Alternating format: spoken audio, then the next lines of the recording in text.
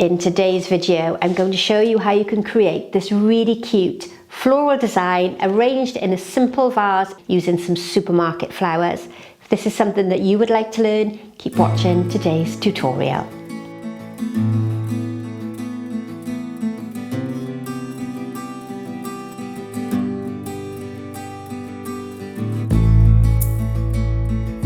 Welcome back. Now today's video is going to show you how to make a really simple hand tie that sits in a vase. I've got a supermarket mixed bunch. It's from Lidl, which is a popular supermarket here in the UK. And even though I'm a commercial florist, I do like to show you how you can arrange flowers that you can really easily get hold of, whether it's from your local supermarket or from your garden. Now I bought 3 bunches. They were all identical and they contained red spray carnations, some gorgeous pink roses, a little bit of gypsophila and some foliage called Pistache. And I'm hoping that this is going to give you a bit of inspiration to arrange flowers for a gift for somebody. It could be for Mother's Day or a little bit past Valentine's Day, but it will be an ideal gift to give to somebody in a simple vase or simple container. And if you decide you don't want to put it in the glass vase, then you can arrange it in some cellophane or some tissue so that it looks really attractive when you give it as a gift. Now, before I go on to put in the flowers in, I'm going to remind you that if you're arranging into any type of container with water, you need to make sure that the container is thoroughly cleaned. And this is quite often an area that many commercial florists don't do and many home flower arrangers aren't aware of. If your vase is dirty, then the minute you add in water, it's going to rehydrate all that bacteria inside the vase. It's going to turn your water green quite quickly and you're going to have that really unpleasant odour coming from the water. So after each use, really thoroughly clean this out with a bleach solution or some washing up liquid. Put it through the dishwasher, but you've really got to scrub inside so that you get rid of that really grimy tide line. Then you know when you put your fresh flowers in, you're giving them the best start. Now this has been thoroughly cleaned and I've already used the required amount of flower food with the recommended dose of water. What a lot of people don't realise is that the flower food is a dosage. You can't put all 3 packets in from the 3 bunches that I've bought because that will make the concentration in the water too much. This 1 packet was to be mixed with ½ litre of water. That there is ½ litre. It's clean, it's lukewarm. Lukewarm is slightly better than cold water. You might not be able to pick and choose whether your water is cold or warm. If you're a florist like me and you're working in a studio, then it might be really cold. But warm water has less air bubbles in it. We don't need hot water. Some flowers do need hot water, but not today. So the measured amount of flower food, it contains a bactericide which is going to kill all the unpleasant bacteria that grows on the bottom of your flowers or the inside of your vase. It's going to balance the pH level of your water and it's going to feed your flowers. Don't be taken in by people who say it's a con, that you can use lemonade or Sprite, vodka, aspirin. They're all old wives' tales. Stick to the recommended dose of flower food, but don't use too much of it. Too much of it is just like giving yourself too much sugar or a young child too much sugar.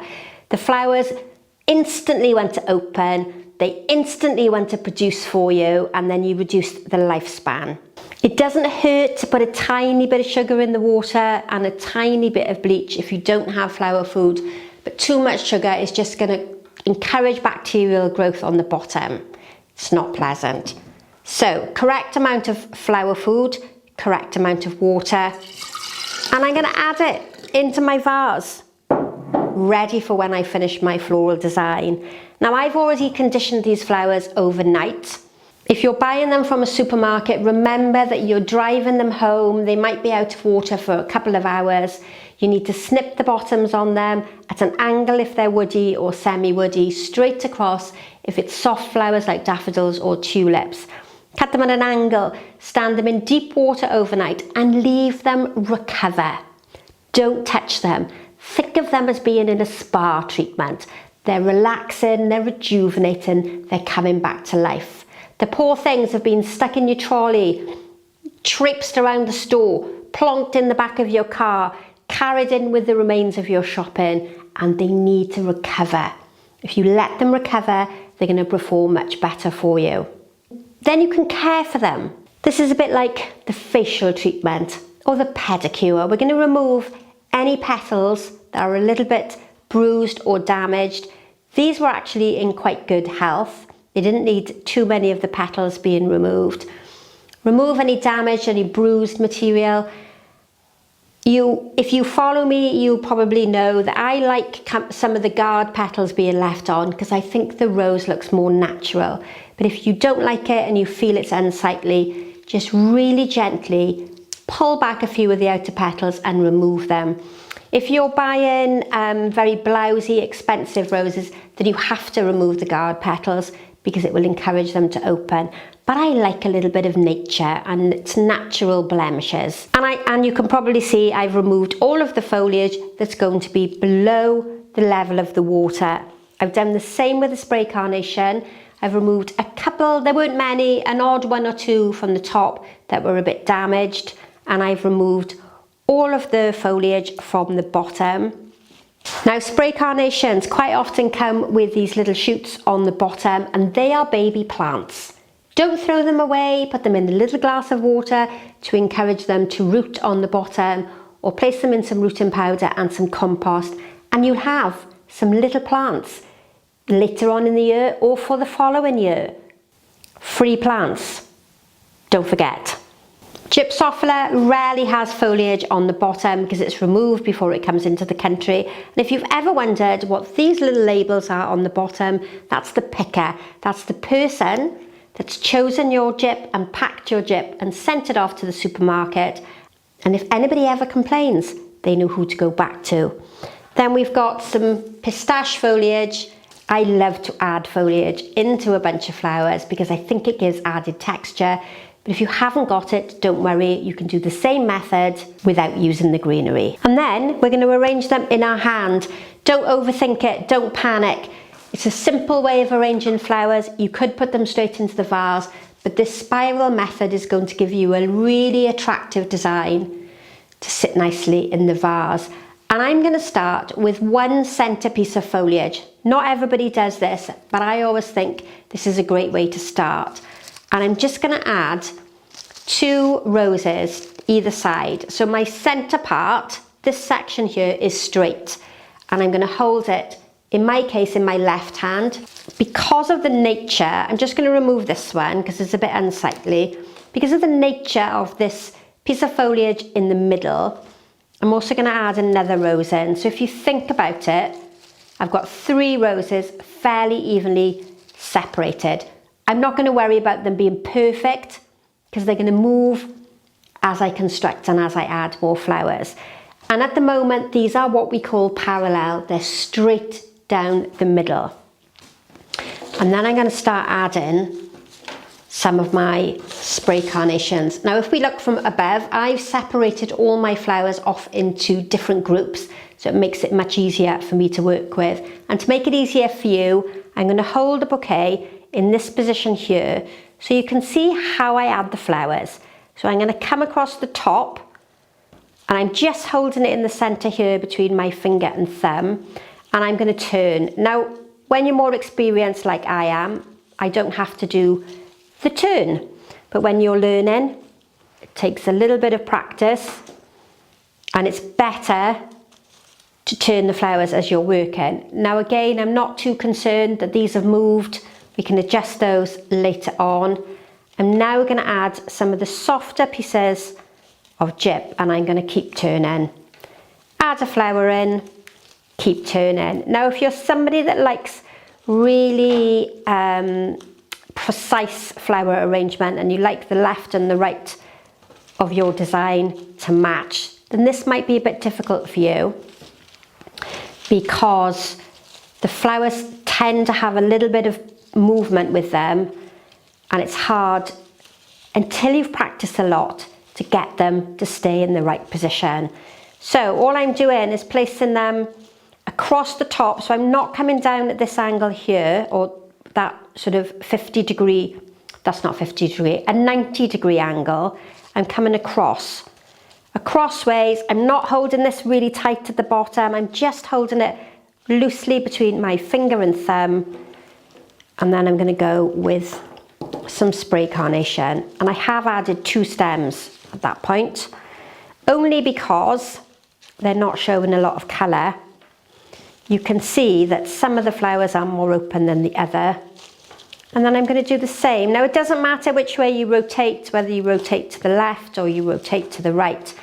And I'm pretty much keeping the flowers all at the same height. Move around, add in some more. And when I get to this sort of stage here, I'm about 3/4 of the way through. I've still got roses and I've still got some spray carnations left. I'm going to add in that extra piece of greenery. And I'm going to spin completely round and place another. So we're almost having greenery front and back and in the middle. And we get a fairly good circular shape. It's not perfect. I'm not going to worry about it not being perfect, because once it's in the vase, I can slightly loosen it off and create, if needed, a more circular design. Now, if you don't have the same type of flowers that I've got here, the method is exactly the same. Just try and fairly evenly distribute the different colours. It makes it easier when you're a beginner to work with the same flower and the same colour, because it's easier to distribute than trying to distribute the colour, multicolours of flowers.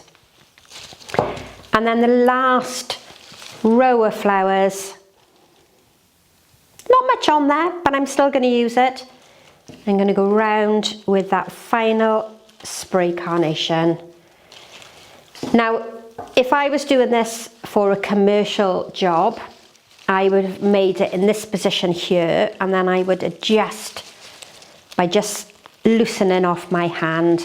But you can see, with not a lot of effort, we've got a really lovely circular design. Now, I'm a fan of red and pink. It's not everybody's choice, but I think that's quite beautiful.